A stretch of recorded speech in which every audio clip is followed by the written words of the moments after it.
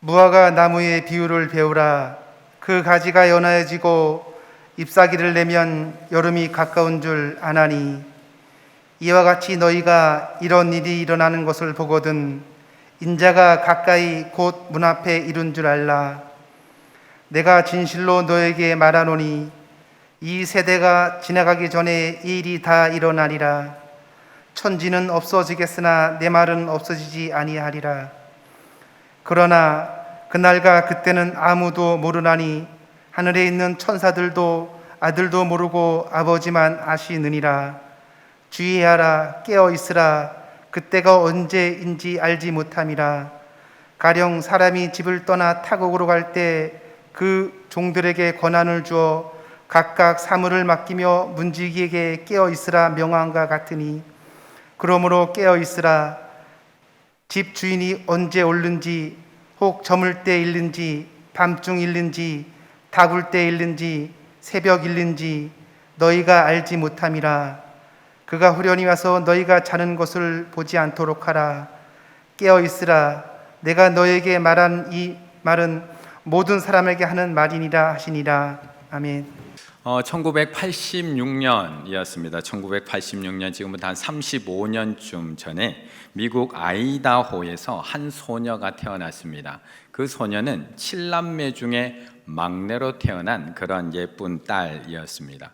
그런데 그 여자아이는 출생 신고서가 없었습니다. 그리고 9살이 되어서야 사후 출생 신고서를 받게 됩니다.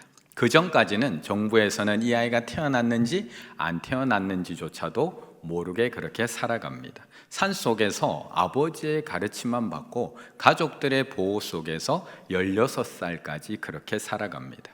왜냐하면 공교육을 거부했던 아버지가 16년 동안 아이를 단 한 번도 학교에 보낸 적이 없기 때문에 그렇습니다. 그러던 어느 날 이제 대학을 가게 된 셋째 오빠인 타일러라고 하는 셋째 오빠가 대학교에 입학한 후에 집에 돌아와서 이 여동생, 막내 여동생에게 이렇게 이야기를 해줍니다. 집 바깥 세상은 넓어타라. 아버지가 자기 눈으로 보는 세상을 내 귀에다 대고 속삭이는 것을 더 이상 듣지 않기 시작하면 세상이 달라 보일 거야.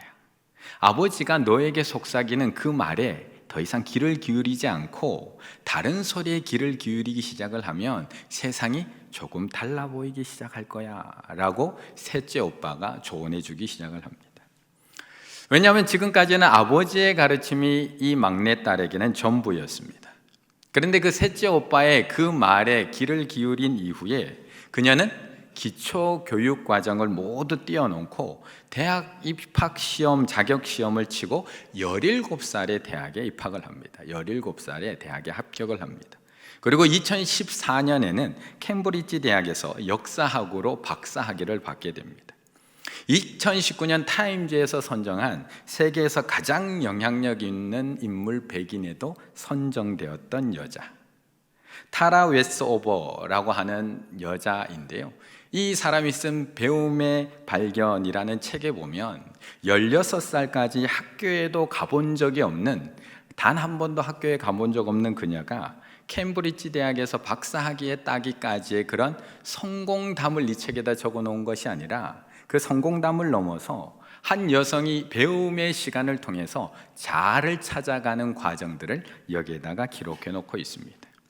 그러다 보니까 이 책이 2018년도 2월에 미국에서 출간되었는데 미국의 화제작이 되고 바락 오바마, 빌 게이츠, 거기다가 오프라 윈프리까지 이 책을 다 소개하는 그런 화제의 책이 되기도 합니다.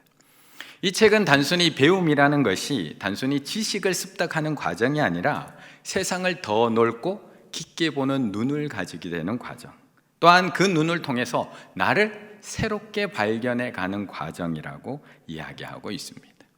그래서 산속에서 아버지의 가르침 속에서만 갇혀있던 그녀가 배움을 통해서 어떻게 되느냐, 내 눈앞에는 스스로 생각할 줄 알고 스스로 기도할 줄 아는 성인 여성이 있었다. 배우고 나니까 지금까지는 아빠가 얘기한 대로만 생각을 하고 아빠가 가르친 대로만 살아갔던 여인에서 내가 배우고 나서 거울을 딱 보니까 내 눈앞에는 스스로 생각할 줄 알고 스스로 기도할 줄 아는 여성이 있었다. 그녀는 더 이상 아버지의 발 앞에 어린 아이처럼 앉아있지 않았다라고 자기 스스로를 발견하게 됩니다. 우리는 배움을 통해서 자신을 발견하게 됩니다. 그래서 우리는 끊임없이 배움을 멈추지 않고 계속 배워나가야 합니다. 그래야지만 누군가가 가르쳐준 그 지식 안에 갇혀있지 않을 수 있고 세상을 더 넓고 깊게 볼 수 있고 앞으로 내가 어느 길로 나아가야 될지 그 길도 발견할 수 있기 때문에 그렇습니다. 그래서 우리의 배움은 멈추지 않아야 합니다. 28절의 말씀을 함께 읽겠습니다. 28절입니다. 무화과 나무의 비유를 배우라. 그 가지가 연하여 지고 잎사귀를 내면 여름이 가까운 줄 아나니. 아멘. 하나님께서는 오늘 또 마지막 때를 이야기하면서 우리에게 배우라고 말씀을 합니다. 오늘 예수님께서는 이 팔레스타인 지역에서 너무나 흔하게 볼 수 있는 무화과 나무 하나를 통해서 임박한 종말에 대해서 설명하고 있습니다. 그런데 그 무화과 나무 하나를 보고도 배우라고 말씀을 합니다.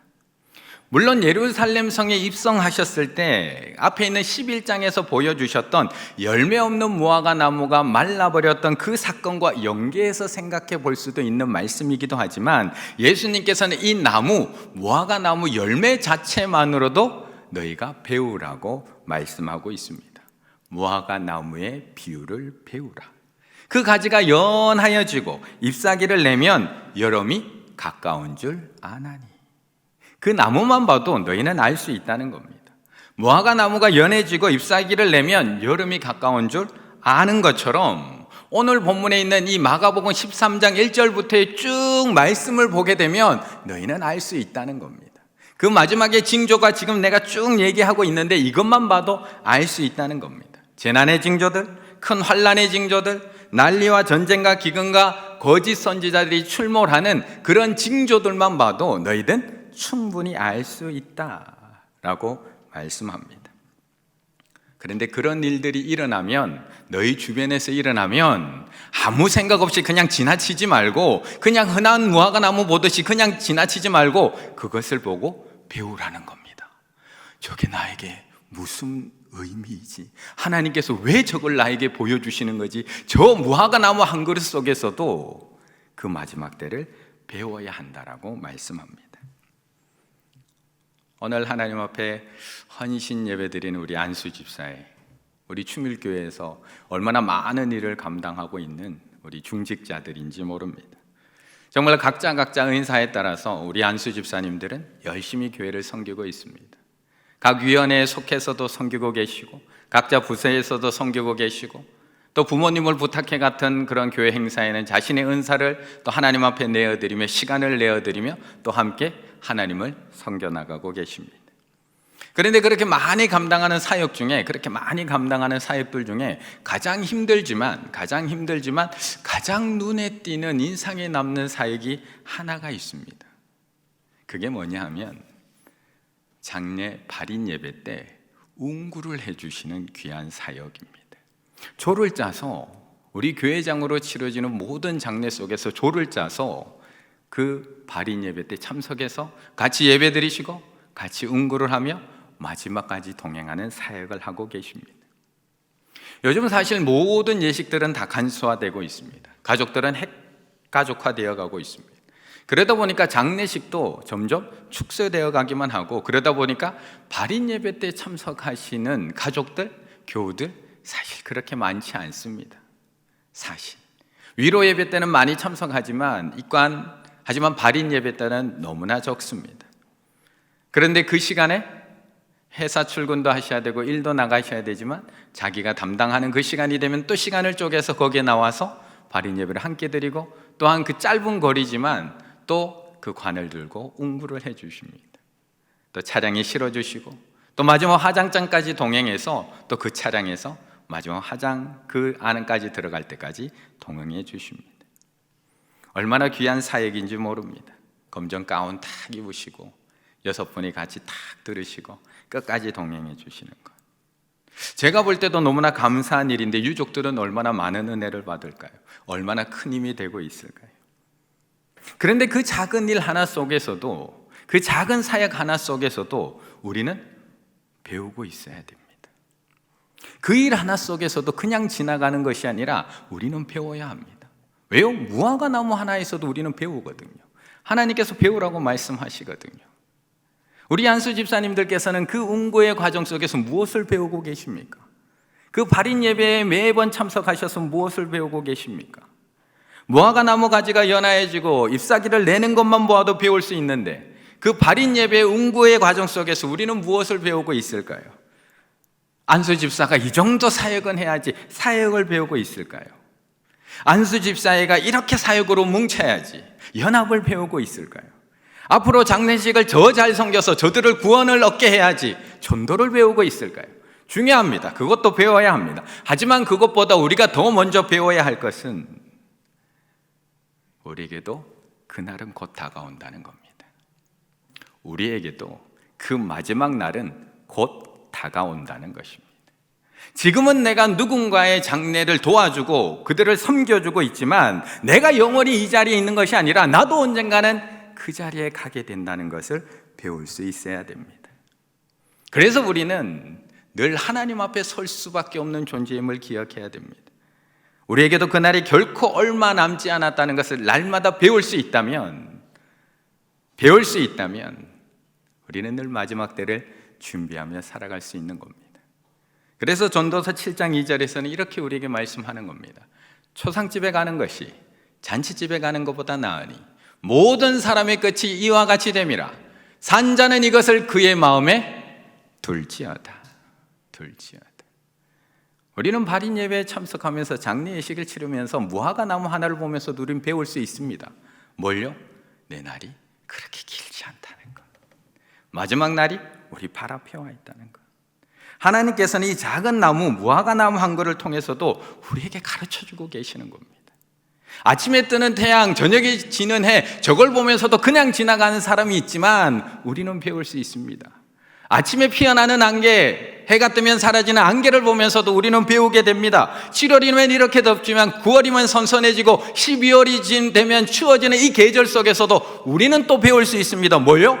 우리는 영원하지 않다는 것. 우리는 이 땅에서 영원히 살 것처럼 욕심부리고 있지만 우리는 결국 안개처럼 사라질 수밖에 없는 존재, 마지막을 맞이할 수밖에 없는 존재, 하나님 앞에 설 수밖에 없는 존재라는 것을 가르쳐주고 있다는 겁니다. 그런데 우리는 정작 배워야 될 것은 안 배우고 몰라도 될 것만 열심히 알려고 할 때가 많습니다. 정작 배워야 될 건 안 배우고 꼭 몰라도 될 것, 줄 맞춰야 되는 것, 옷 입어야 되는 것, 정작 배워야 될 것은 놓치고 안 배워야 될 것에 목숨 걸 때가 많다는 겁니다. 29절의 말씀 함께 했습니다. 29절입니다. 이와 같이 너희가 이런 일이 일어나는 것을 보거든 인자가 가까이 곧 문 앞에 이른 줄 알라. 아멘. 사람은 태어나면서부터 배웁니다. 태어나면서부터 밥 먹는 것부터 배우기 시작해서 기는 것, 걷는 것, 말하는 것 배우지 않고 할 수 있는 것 단 하나도 없습니다. 그래서 사람은 늘 이 배움을 통해서 끊임없이 성장하고 발전해 나가고 있습니다. 그런데 우리가 살다 보면 꼭 배워야 할 것이 있고 사실 배우지 않아도 될 것도 있습니다. 아니, 때로는 배우지 말았으면 하는 것도 있습니다. 그런데 우리는 꼭 그 배우지 않았으면 하는 것을 먼저 배웁니다. 우리 아이들도 요거 좀 배우지 말았으면 하는데 요걸 안 가르쳤는데 어떻게 그렇게 요걸 잘하는지, 게임을 안 가르쳤는데 어떻게 그렇게 게임을 잘하는지 모르겠습니다. 정말 안 배웠으면 좋겠는데 꼭 배우지 않았으면 좋겠는 것을 먼저 배웁니다. 그런데 사실 우리도 마찬가지입니다. 아이들만 그런 게 아니고요. 우리도 정말 알아야 될 것은 안 배울 때 많고요. 굳이 배우지 않아도 될 것에 늘 관심 가지고 그거 배우면서 살아갑니다. 저도 담임 목사가 되고 나서 안 배워도 될 것은 참 잘 배웁니다. 그런데 꼭 배워야 될 것은 나중에 배울게 늘 천천히 하려고 하는 것이 우리들입니다. 지난 주일에 제가 설교를 하면서 충주 앞에 예쁜 카페를 제가 살짝 소개해 드리는 시간이 있었습니다. 정말 참 뷰가 아름다워서 제가 언젠가는 다시 가보리라 라고 마음먹은 카페입니다. 그런데 제가 이때까지 우리 충일교회에 와서 2년 반 동안 설교를 하면서 이렇게 문의가 많이 들어온 적이 없었습니다. 이렇게 제 설교를 관심 있게 듣고 저한테 이렇게 많은 문의를 한 적이 없었습니다. 목사님, 그 말씀이 어느 본문이에요? 목사님, 그 말씀이 무슨 말씀이에요? 다시 설명해 주세요라는 전화는 단 한 번도 받아본 적이 없습니다. 그런데 목사님, 그 카페가 어디에 있어요? 목사님, 그 카페 이름이 뭐예요? 물론 저와 똑같이 그 풍경 속에서 하나님의 손길을 발견하고 싶고 하나님께서 주시는 안식을 누리고 싶어서 알고 싶어 하는 것이겠지만, 우리는 꼭 알아야 되는 것에선 관심이 잘 없고요, 우리는 굳이 알지 않아도 될 것에는 늘 궁금해하면서 살아가고 있습니다. 마가복음 10장에 나오는 제자들도 똑같습니다. 예수님은 이 마지막 때의 이야기를 하면서 본문에서 곧 문 앞에 이른 줄 알라, 그날이 이제 다 왔어 라고 말씀하고 있는데, 이제 바로 앞에 닥친 그 문제를 가지고 언제가 아니라 너희가 어떻게 살아갈지에 대해서 배워야 돼 라고 말씀하고 있는데, 삶의 태도, 마지막 날을 준비하는 삶의 태도와 삶의 방법에 대해서 말씀하고 있는데, 제자들은 아직도 뭐에? 어느 때입니까? 어떤 징조입니까?를 궁금해합니다. 그래서 4절에 예수님한테 뭐라고 묻느냐? 우리에게 이르소서 어느 때에 이런 일이 있겠사오며 모든 일이 이루어지려 할 때에 무슨 징조가 있사오리까? 이게 우리들의 궁금증입니다. 그래서 오늘 예수님은 또다시 정확하게 얘기해 주는 겁니다. 정확하게 32절, 그때는 아무도 모르나니. 33절, 그때가 언제인지 알지 못함이라. 35절, 새벽일는지 너희가 알지 못함이라. 그거 알려고 하지 말라는 겁니다. 그거 궁금해하지 말라는 겁니다. 그거 배우려고 하지 말라는 겁니다. 그런데 우리는 늘 그때가 알고 싶습니다. 그때가 언제인지가 궁금합니다. 꼭 알지 않아도 될 것을 궁금해하는 것이 우리들. 그런데 우리가 그것을 알게 되면, 그때를 알게 되면 정말 제대로 잘 기다릴 수 있을까요? 하나님께서 기뻐하시는 그 모습으로 우리가 정말 하나님, 다시 오실 예수 그리스도를 정말 잘 기다릴 수 있을까? 저녁에 수요 예배나 금요 기도회를 마치고 이제 아내하고 이제 정리를 하고 조금 늦은 시간에 이제 집에 갈 때가 되면 꼭 저희 아들한테 전화가 옵니다. 아빠 어디야? 엄마 어디야? 언제쯤 와? 질문의 뜻이 무엇일까요? 질문의 뜻이 무엇일까요? 저는 아빠 오는 시간이 알고 싶어요. 그리고 그때까지 제가 계획에 맞춰서 공부하고 씻고 정리하고 잘 준비 딱 해놓고 싶어서요의 질문일까요? 아니면 엄마 아빠 오기 바로 전까지 TV 보고 게임 보고 엄마가 오는 순간 다 끄고 공부하는 척 하고 싶어서 묻는 걸까요? 우리는 그때를 알면 계획성 있게 착착착착 다 준비할 것처럼 이야기합니다. 하지만 우리가 그때를 알면 그날 하루 전까지 내가 이 땅에서 힘들게 모은 거 다 쓸어 다니실걸요. 그날 하루 전까지 이때까지 못 가본 곳 다 다니려고 정신없이 다니실걸요. 내가 이때까지 안 해본 거 다 해보고 그날 맞이하려고 정신없이 달리실걸요. 그래서 하나님은 어느 때까지인지를 가르쳐 주시지 않습니다. 그리고 그때를 알려고 하지 말고 꼭 알아야 할 것, 너희들이 꼭 알아야 할 것, 배워야 할 것, 그것을 배우라고 말씀하고 있습니다. 37절의 말씀 함께 읽겠습니다. 37절입니다. 깨어있으라. 내가 너희에게 하는 이 말은 모든 사람에게 하는 말이니라 하시니라. 아멘. 예수님께서 이 마가복음 13장 마지막 징조를 통해서 우리에게 가르쳐주고 싶은 것은 재난을 피할 수 있는 요령이 아니라 그 마지막 때를 맞이하는 자세에 대해서 가르쳐주고 싶은 겁니다. 너희들이 어떻게 해야지 재난을 피할 수 있어, 이 기근을 피할 수 있어를 가르쳐주는 것이 아니라 이 마지막 때를 맞이할 수 있는 자세를 가르쳐주고 싶은 겁니다. 그 마지막 때는 믿음이 있는 자나 믿음이 없는 자나 똑같이 임합니다. 세상 사람들이나 우리 믿음의 사람들이나 똑같이 그날을 맞이해야 됩니다. 하지만 중요한 차이점은 그날을 맞이하는 자세가 다르다는 겁니다. 그날을 맞이하는 자세. 그런데 세상은 자꾸 그날을 무엇으로 우리에게 인식을 시키느냐 하면 피해야 하는 날, 숨어야 하는 날, 도망해야 하는 날로 우리에게 자꾸 인식을 시킵니다. 그래서 주님께서 다시 오시는 그날을 뭐라고 이름을 붙이느냐? 인류 심판의 날, 지구 멸망의 날, 보복의 날, 죽음의 날이라고 자꾸 이름을 붙이는 겁니다. 왜요? 우리가 자꾸 불안해지고 두려워지게 만들기 때문입니다. 그런데 정말 그럴까? 제가 서론에서 소개드렸던 그 배움의 발견이라는 책에서 아버지가 16년 동안 자신의 자녀들을 학교에 보내지 않습니다. 그리고 그 소녀와 그 가족들을 소개해드렸습니다.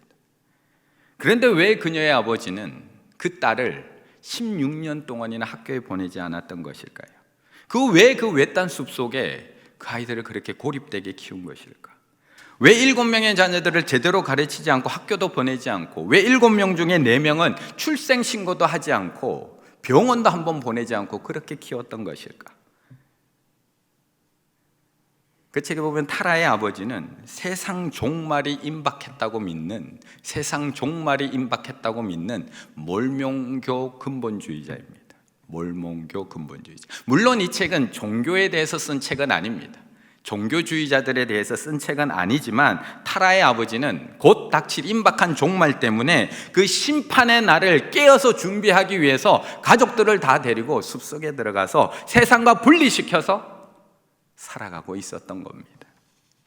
그래서 그 책에서 이 타라가 이렇게 이야기를 합니다.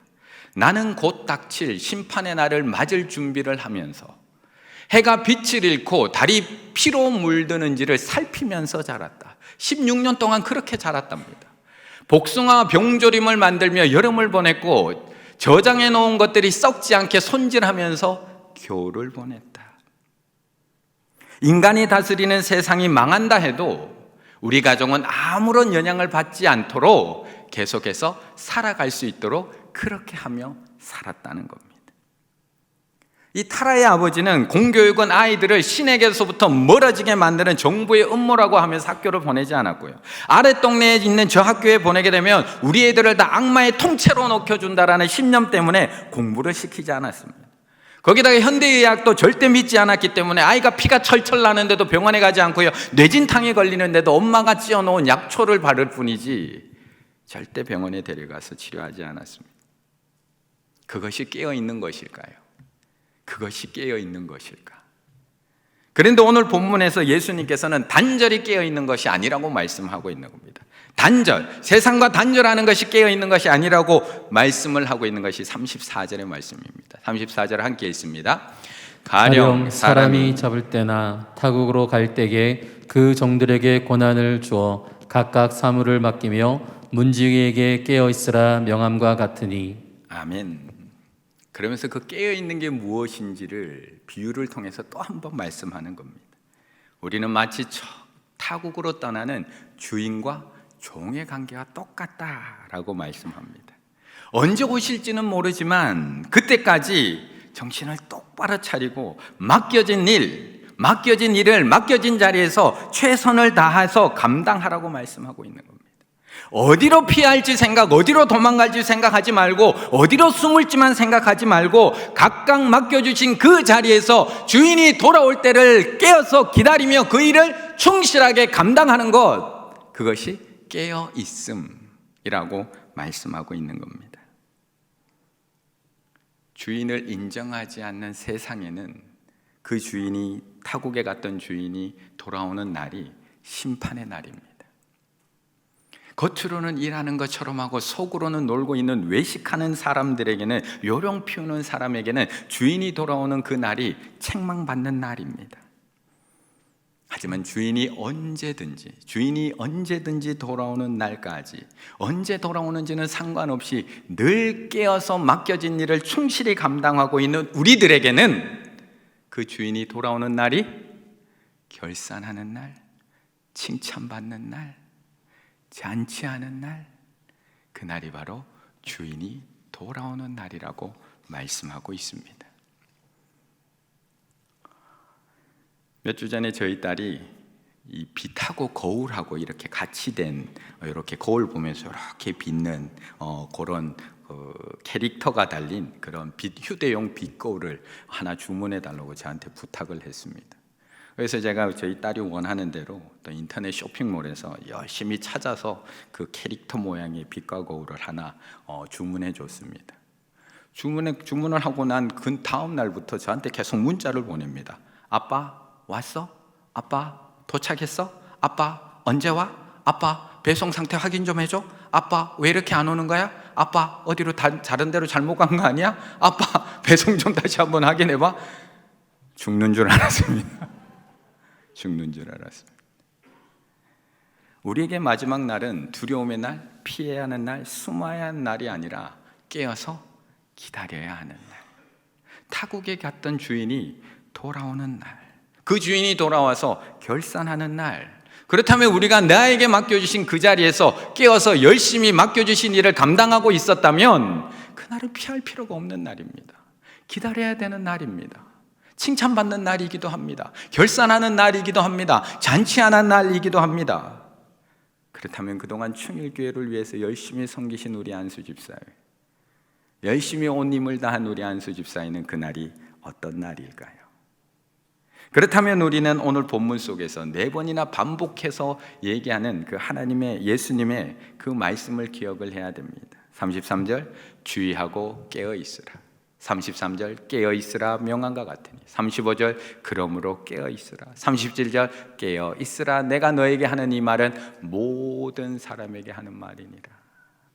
목사님에게 하는 말도 아니고요, 우리 장로님들에게 하는 말도 아니고요, 우리 안수 집사님들에게 하는 말도 아니고요, 우리 권사님들에게 하는 말도 아니고요, 우리 모두에게 하시는 말씀.